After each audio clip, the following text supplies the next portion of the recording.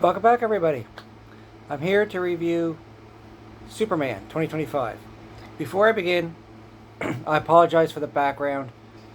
I've been up since 3 in the morning with a awful migraine stemming from neck damage I have from an accident in 2005. So, honestly, I just didn't have the energy to get the green screen out, get everything prepared, set up. So, I'm doing it this way, and I apologize. Alright, so James Gunn is rebooting the DCU, which I'm excited for. I'm a comic guy. I love DC, but as we all know, Marvel movies have been better.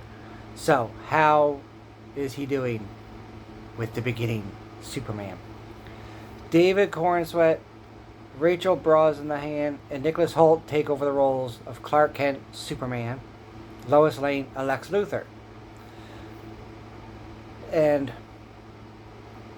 one thing I did really appreciate about this take on the Superman movie is skipped over his origin story.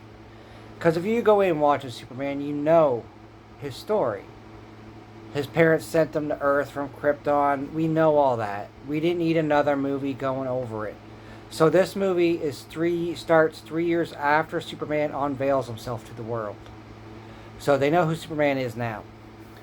And of course, people love Superman. He's a symbol of freedom, and it happened just like 3 weeks or so after he stopped an invasion of another country, which is what the movie's about. Backlash from getting involved in other countries' affairs. The country of Boravia, which was made up for the movie, don't go searching it, made up for the movie, was invading another country. And alright, before I continue, spoilers. I will spoil this movie. In order to properly tell you what I think of it, I gotta spoil it. So, the president of Boravia, Vasil Gorkos, we find out later, is working with Lex Luthor. Lex Luthor has been supplying the arms with the promise of half of the country that he's invading, that he wants to take over. And Lex Luthor's nuts. He wants to get rid of Superman, which is no big secret. He's wanted to do that since Superman started. So, Superman's working with other heroes this time around, which I don't recall ever seeing in a Superman movie. We have Green Lantern, played by Nathan Fillion, Hawkgirl, Mr. Terrific, whom I loved in this movie. Great job doing Mr. Terrific. A couple of things I researched the movie after, and a couple of things I want to point out. Nathan Fillion as Green Lantern, he's sarcastic and everything like that. He was inspired by Estelle Getty as Sophia Petrillo in my favorite sitcom of all time, The Golden Girls. I thought that was just... As a big Golden Girls fan, that was neat to see. And Nicholas Hoult was actually inspired by my favorite Lex Luthor of all time, from Smallville. That's right, that is my favorite interpretation of Lex Luthor of all time. Michael Rosenbaum, what a great job he did as Lex Luthor, and Nicholas Hoult was inspired by that performance, so kudos. Now, when everything starts to go on, Superman goes to the Fortress of Solitude, and he likes to watch the video. His robots play the videos to kind of relax him of his parents. His parents sent the message with him to Earth about how we're sending you to Earth and you're going to have these powers. But it got damaged in transit, so he only sees half the message. And Lex Luthor somehow manages to interpret the rest of the message that tells Clark to take over Earth, have many wives to repopulate the Kryptonians, and so that's when Earthlings... Superman's not here to help us, he's here to take over. Superman decides to turn himself in. He's being held captive by Lex and Metamorpho, because he could turn his hand into kryptonite, so Superman doesn't have the power to escape. Metamorpho, played by Anthony Carrigan, whom I enjoyed on Gotham as Victor Zsasz, and in Bill and Ted Face the Music as the robot. Just, I love Bill and Ted. So, Lex Luthor's girlfriend, Eve Tessmacher, is obsessed with Jimmy Olsen. Like, obsessed. And the whole movie, she's taking selfies. No, don't think anything of it. She's just I guess a ditzy blonde taking selfies of herself. And she gets fed up because Lex Luthor's mean to her.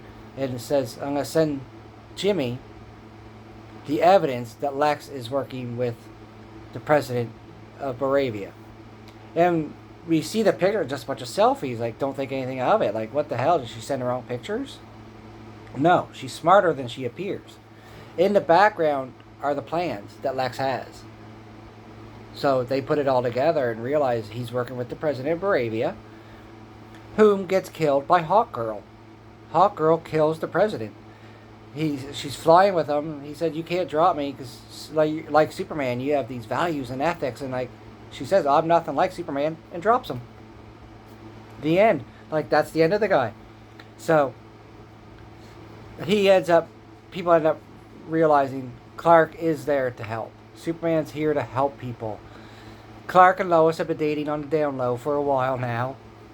Even though Jimmy Olsen knows. Like, they don't know anyone knows, but they do.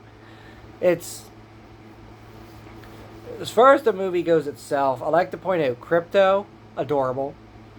Not a very well-behaved dog at all, but they actually touch on that in the movie. Like, Superman says, he's my dog. I'm watching the dog. He's not a good dog, but he's a good dog. Like, he doesn't listen very well. And we meet the owner at the end, that Supergirl. They kind of portray Supergirl as like a partier. She likes to go to planets with red suns because she can get drunk. She can't get drunk on planets with yellow suns. But Krypto's her dog. So, I enjoyed the movie. I really did. I do believe they could have edited it down. Taken 10-20 minutes off of it may have helped a little bit. But all in all, I did enjoy it. Like I said at the beginning, I really appreciate the fact they skipped over the origin because we've seen it in every Superman movie. We didn't need to see it again. We know the story of Superman.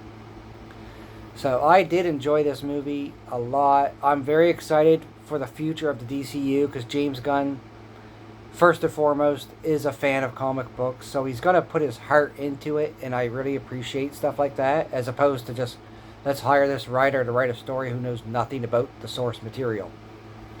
So, I enjoyed it.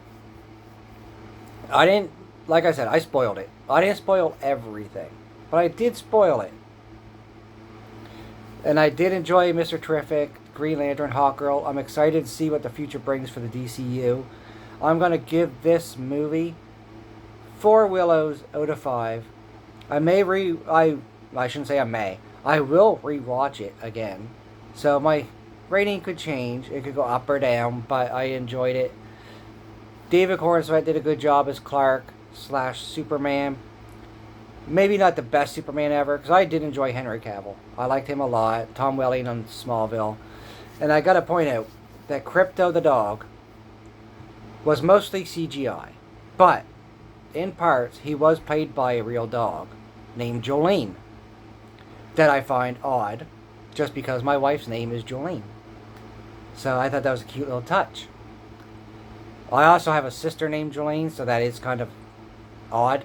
But anyway, 4 Willows out of 5 for James Gunn beginning the DCU with Superman. Let me know what you think of it in the comments below if you've seen it. If not, do you plan to? Do you have any hopes for the DCU? What are your thoughts on the new Superman? Thank you.